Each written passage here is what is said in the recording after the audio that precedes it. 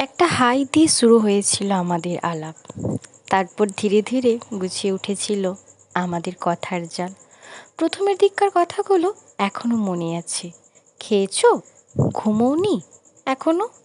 সারাদিন কি করলে? এমন সব ছোট ছোট প্রশ্নের ভিতরেই ছিল এক অদ্ভুত টান।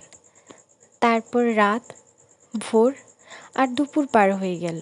তোমার টাইপিং আমার প্রিয় মুহূর্ত হয়ে উঠল। তুমি অনলাইন মানেই বুকের ভিতর কেমন একটা ঢেউ উঠত। তোমার লাস্ট সিন দেখে বোঝার চেষ্টা করতাম তুমি কাকে শেষবার মেসেজ করলে। আর আমি কি শেষ ছিলাম? প্রেমটা হয়তো খুব জাঁকজমকপূর্ণ ছিল না।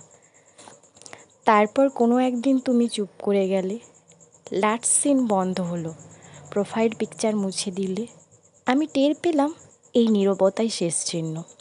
মেসেজ পাঠাতাম কিন্তু সিন হতো না।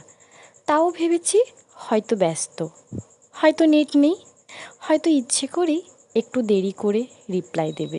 কিন্তু একদিন দেখি you can no longer send message this chat.